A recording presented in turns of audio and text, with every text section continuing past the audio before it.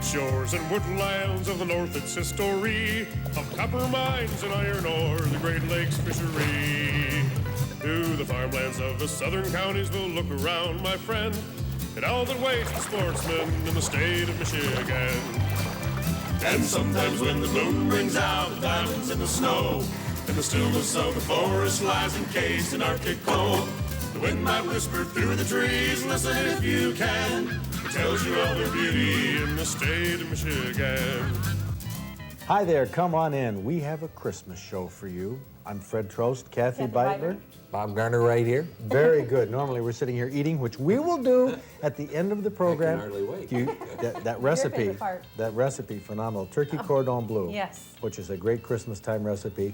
We also have coming up on the show some specials. We're going to do our moose lift story, as to how our moose herd got here in Michigan. We have... I heard it's doing very, very well, and same time each year, Ducks Unlimited film, really incredible film. And a couple of the little featurettes I'm sure you're going to enjoy, so stay tuned. I'm Fred Trost. It's Thursday night time for Michigan Outdoors.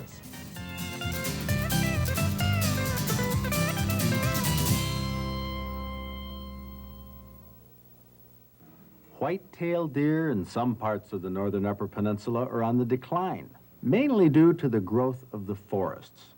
Deer need grasses, shrubs, young vegetation for food and cover, not tall stands of trees. As the deer have declined in those areas, the DNR has decided to replace them with moose. This is Moose Lift 2, the second transplant of 29 mature moose from Ontario's Algonquin Provincial Park to northern Michigan, a joint effort between our DNR and the Ontario Ministry of Natural Resources. Now, this bull has been tranquilized by a dart fired from a chase helicopter that stays near the moose, keeping it from running back into the woods where it would be difficult to capture. It takes about 10 minutes for a tranquilized moose to collapse. After 5 minutes or so, it begins weaving. Notice the tracks in the snow.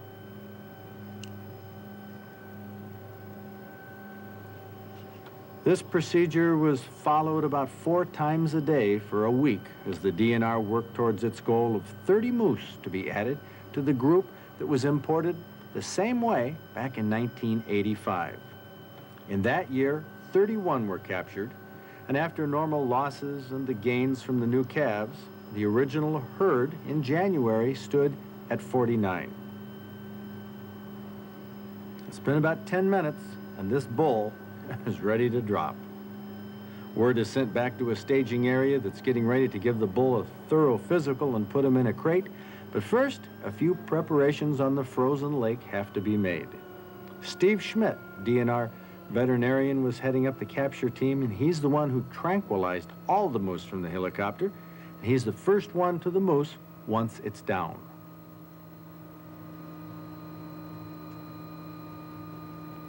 The antlers on that moose aren't trophy book antlers by any stretch of the imagination, but they're still heavy, they're dangerous. A quick jerk of the bull's head could severely injure anyone who got in the way. That's why the first order of business is to saw them off. An ointment is put in the eye of all of the moose to keep it from drying out. Then a mask is put on to cover its eyes like blinders. From stem to stern, from the temperature to the teeth, a whole battery of data is collected. Life signs are monitored continuously. All this in preparation for a helicopter ride by this moose. This is the sling that will lift it gently as it's transported as quickly as possible to the staging area. Now, to this point, about 15 minutes have passed since the moose fell from the tranquilizer dart. For another 12 or 14 minutes, this moose will be airborne.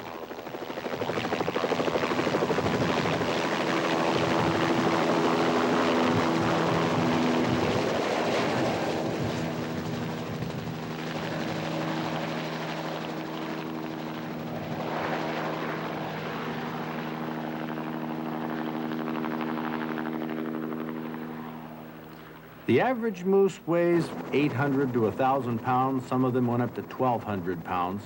That's at least 7 or 8 times as large as the average Michigan deer. This Algonquin Park terrain looks a lot like the mature forests in northern Michigan, and these moose will be right at home. 15 new bulls with as many new cows. The idea is to encourage reproduction as quickly as possible so Michigan's moose herd can reach 1,000 in another 12 years. Now, if you thought this bull received a lot of attention when it was captured, watch the team of biologists, veterinarians, and technicians. They've been waiting for months to use their training for the next few minutes, a critical time period for the moose's health. Now they can jump into action.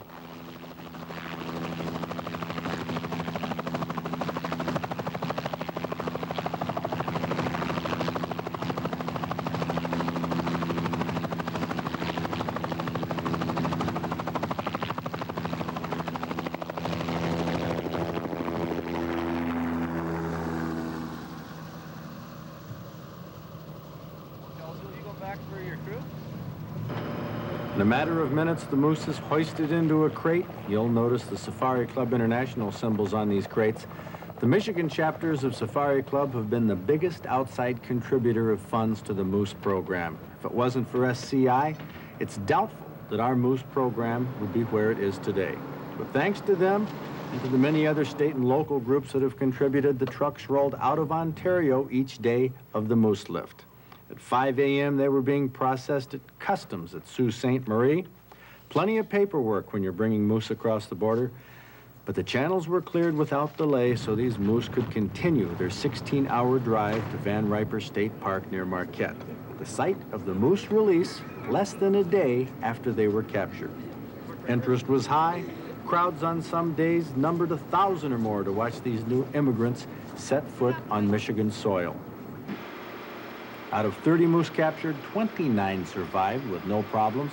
Only one developed complications from the stress. They were checked frequently during their road trip and given a final exam through the crate just before their release. All the moose were fitted with radio collars so they can be tracked individually to check their survival, their reproduction, their traveling, which is quite far throughout the northern Upper Peninsula. The biggest concern, the biggest threat to their well-being is brainworm, a parasite that most deer carry. It doesn't hurt the deer, but if a moose gets brainworm, it'll die. That's why previous moose transplants in the UP didn't work. They got brainworm from the deer. In this part of the UP, where deer numbers are down, moose survival is up. Now we're at the moment that everyone's been waiting for, the release, and nobody's been waiting more impatiently than the moose. Hey, how's it going?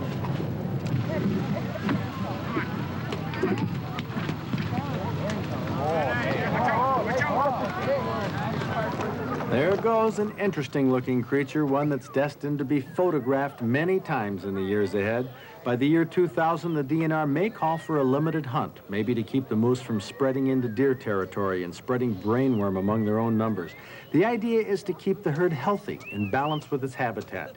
That's the North American moose, a welcome addition to Michigan Outdoors.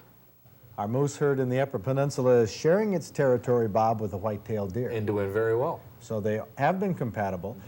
We haven't done a moose print yet here for our limited edition print of the year, but we have done what I think is a corker.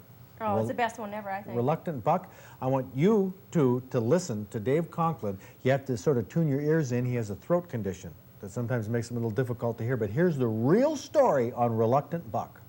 What is it about this painting, well, when you sketched it out and painted it, what is it that you like about it? Well, as a hunter, it really sums up everything that I enjoy about hunting. It's my favorite time of the night or the evening. It's when the deer come out and when that sun is like that and things just kind of are in a gray stage, you know, not real bright. And, now, hold it. Did you paint this for us or paint it for you? I did it for both. I did it kind of for both. Is that the way you do with your paintings? Yeah, well, I'm sure you had something in mind, and I could almost read your thoughts when you had written down what you had in mind for the painting. And it was easy for me because as a hunter, you know, like you, we both have the same types of experiences, you know, and this is probably a pretty common one. You can almost smell what it smells like up there in the Upper Peninsula in the evening. Actually, the best spot is way back here. There's a trail that goes in, and it's real good. There's the best spot? Yeah. Have you ever painted that? I don't think I have, no. Huh. And that is where actually you hunt often? Yeah. They come out more back there than they do here. But I like this setting. These little fingers, I've hunted them so much, I just really, really enjoy that. You know, the way you have this drawn, though, the neck on this doe, I can almost hear her. Crunching. Yeah, crunching down in there. That is really something. You must study these deer a lot while you're hunting. I do. I'm looking at the light, and must be something to be inside your head, inside that blind, all the things you're thinking about. Yeah. Well, I think like I like the predator-prey relationship, and a lot of my paintings, I like that. They have the predator and the prey in them. The predators you're talking about? Wolves, coyotes, fox, whatever. And then when I'm hunting with deer, or if I'm just photographing them, I put myself in the place of a predator, you know. And, Which you are. you know, yeah. And if you do that enough, you learn to read the deer just like a predator would, and you learn the gestures and the posturing and what they're going to do. Do you work for a painting like this? Did you work off of photographs? Not this particular picture, no. You just This sat is down and... entirely. Yeah, Blam. yeah. I sat down at an easel at my kitchen table and I just drew up the sketch, and it was real easy because I had something in my head pretty clear, and it just kind of flowed out, and it was pretty easy. No question about Dave Conklin's background in hunting. Oh, he knows his work, that's for sure. Really does, it shows. It's amazing how it shows through. Now let's shift gears a little bit and go from deer to some summertime fishing. Fishing piers on inland lakes have never been regarded as prime fishing territory, but for people who use wheelchairs, piers are far better than fishing from the bank. In Michigan's Livingston County, the youth group from the County Wildlife and Conservation Club built a pier accessible to physically handicapped anglers. Although it was on public land on a public lake, did the government help pay for it? Well, no, we applied for a couple of grants, but we were turned down, unfortunately. So we went out and raised the money ourselves, and plus the donations of the local people in businesses and lumber yards and cement companies, and it's completely paid for. Judy Aschenbrenner's son Dave was the president of the youth group when this pier was built. Not a lot of money was available, but there was an abundance of community support. How was the response when you went to the community and asked help for the funding because you didn't get the grants? They were really helpful. I think everybody we asked donated some money or food or whatever we asked them for. Did you go all over the area or just Brighton? No, Pinckney, Brighton, Howell, all the surrounding communities, Chelsea. Like David said, not one person turned us down. Everyone donated something that we asked. And again, where did you get the idea for this? I think it kind of originally, like David said, they got to talking about it at a meeting one time, and David's grandpa is handicapped, and Dick and him started talking about it, and we just started talking about this project, and it just kind of snowballed. Senior citizens, young kids, people who don't own boats, they all can use a pier like this to get a little further from the bank to where the fishing might be a little better. Jim Munson, a student at Wright State University, fell out of a tree when he was camping as a youngster. Now he uses a wheelchair, and this pier gives him another place to fish. Do you fish a lot? Yeah, I try to get out as much as I can. My friends and I will go out, and I'll just put a lawn chair in the back of a rowboat, and I'll transfer and just jump right in the back of the rowboat. Did you fish much before you got in your accident? Yeah, I did. My grandma lives on a lake. My uncle lives on a lake. And I went fishing a lot. Just like to be outside, like to just walk in the woods and stuff. So you know the technique? Yeah. Huh? You don't have to go back and relearn that. No. Do you have any trouble, finding places that are accessible? Yeah, you do. You can't do much shore fishing just because, the area's not real accessible, and you end up getting to us. If you can get to the spot, you can't get out far enough where the fish are and stuff. Now let me see this perfect cast here. Perfect cast, eh? The Jim Munson, Wright State University cast. Well, what do you think of these kids? They're great. They did a lot of work. Got a lot of donations and stuff, but they had to do the work. When you were a kid, did you think about doing this for handicappers? Not really. You don't until you get in the situation, you don't. Yeah. It's like you don't even think about it. But you know, then you think you wish you would have. But Yeah. We hope we can kind of get people thinking about it. yeah, exactly. That's just it. You just don't think about them wanting to get out and do the things that they did before they got hurt. I think my purpose with the youth group is to get the kids motivated in a conservation project and to do something to help the community, to put something back to the community for all the things that we've been given. It's been a good life, and these kids out here have a good life, and we're just trying to teach them to put back what you take out. And this has been a good project for them. They're very, very proud of themselves, and they have a right to be. They've worked very hard in the last year selling things to raise the money to build this pier. Judy captures the spirit we like to see outdoors, the spirit of giving and sharing. It's community projects like this that, one at a time, open at least a few small doors to fishing, not just to handicappers, but to everybody. People don't have to be handicapped to use this dock. Now, that's what we call it, accessible. Yeah, exactly. You just if you're going to build a dock, you might as well make it so everybody can use it. Mm-hmm. You know, a lot of clubs and groups have difficulty doing projects like this. Now let's take a look at our outdoor quiz.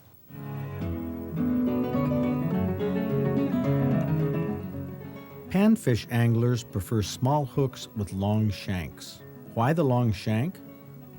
A short-shanked hook can be hidden better in bait, but long-shanked hooks can help prevent sharp-toothed fish from cutting the line. With panfish, a long-shanked hook can be removed more easily than easily swallowed short-shanked hooks. Now it's time to put on, I bet you what is Bob's favorite feature that we've had on the show. Yeah, yes, at the same time each year, it's something Ducks Unlimited did, and it is a spectacular piece of film with a song by Alabama. Oh yeah, and we've had a lot of requests to Oh, watch yeah. this again. Let's take a look.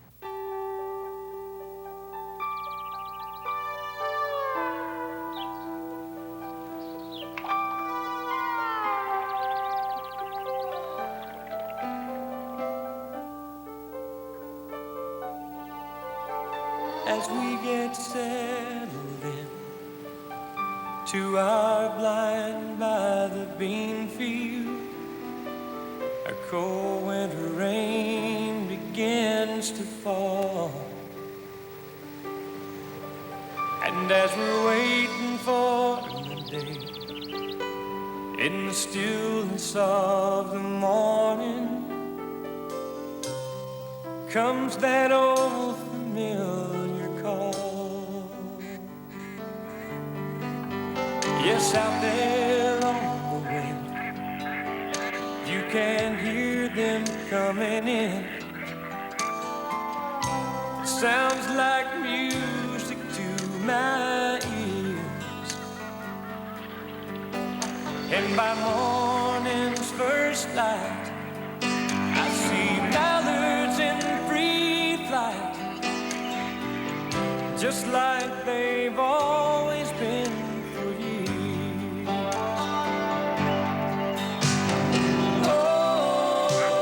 Oh, I'm in heaven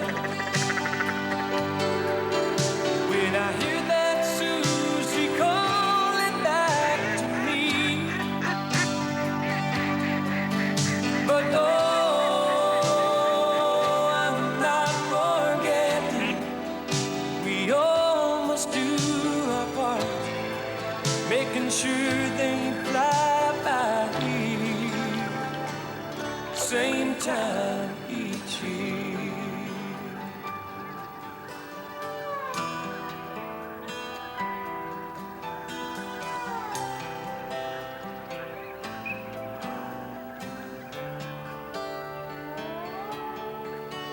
With a steady northern breeze forming ripples on the water, we make our final call and take our stand. And while I watch them circling round, it looks like a ballet in midair. As they turn and spread their wings and start to land.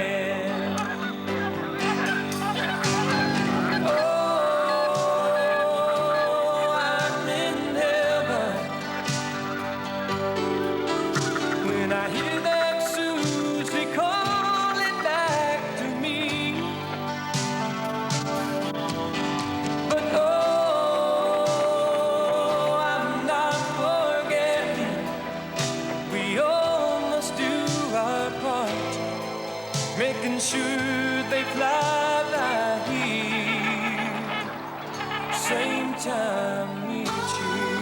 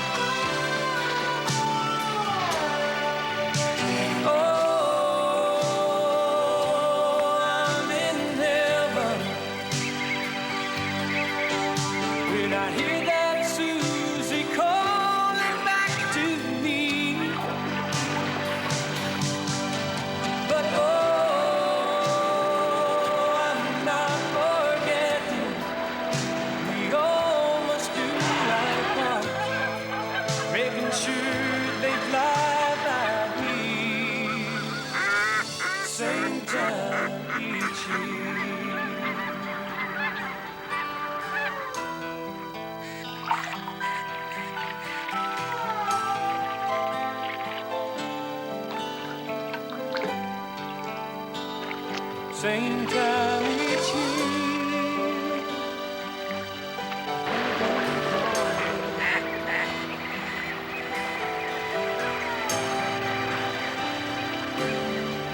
I'm in heaven. Same time each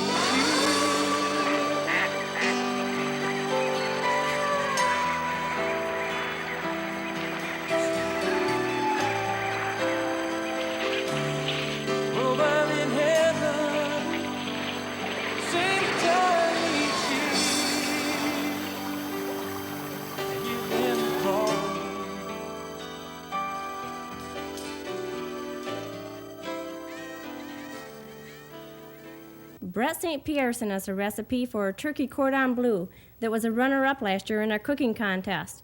And anytime we do one of these roll-up recipes, it always goes over very, very good. You're going to flatten your turkey breast, and you could use rabbit or grouse or goose or anything else here. Going to layer that with a piece of boiled ham and then a piece of Swiss cheese. If you wanted to use American cheese here, it would go very good. Then you're going to secure these with toothpicks because you don't want your cheese and ham and everything else to kind of ooze out the end while it's frying. Going to roll it very thoroughly in water and then dip it in flour just to make a coating because you're going to fry those first. And then you just want to fry them just to the point of where they're golden brown because it will continue cooking in the oven. And once they're that golden brown color, you're going to place them in a baking dish, and then you're going to make a rich sauce to put over the top of these. And the sauce is your Velveeta cheese and cream cheese and sour cream. You want to cook that in a double boiler because your cheeses will stick because there's no other liquid in this. And there's no other spices in this either. And you really don't need it with the rich sauce. And then just put the sauce over the top, and it doesn't go back in the oven at this point. It's a very festive recipe for this time of year. And you could reheat this very well in the microwave or just serve them cold. I wonder what Bob Garner would add to this. All you'd have to do is maybe add just a little parsley to the top of it, and it'd be all the same festive holiday colors. There you go, there's your parsley. Right on the that's top. beautiful, okay. Now, isn't that's holiday? It is, but I tell you, the taste of this. Mm-hmm. Oh, it is very good. Now, he would be raving about it if it didn't have Swiss cheese, because Swiss cheese is one of on his hit list of less favorite. Raving, what do you want me to do? You want me to clap my hands, get up, do a jig on the table? I will, because I tell you what, this recipe. It's a good recipe. It is. And just because it wasn't made with wild turkey, wild turkey tastes so good baked and, in the traditional way. If you cheat and use tame turkey. Oh, man. You can't go wrong. It's perfect. Happy holidays, Perfect. It is. Finally, he admitted it. If this recipe doesn't strike your fancy, we must have tempted you with one of our fish and wild game delights in the past few weeks. Well, Bob, I hope you enjoyed your night off. No commentary, headlines, trophy book, calendar. Hey, I didn't have to slug anybody tonight. That just shows you how the Christmas spirit just seeps into everything this time of year. And we always say at the end of the show, I hope you can get outdoors. It's a great place to be. But tonight we want to add Merry Christmas.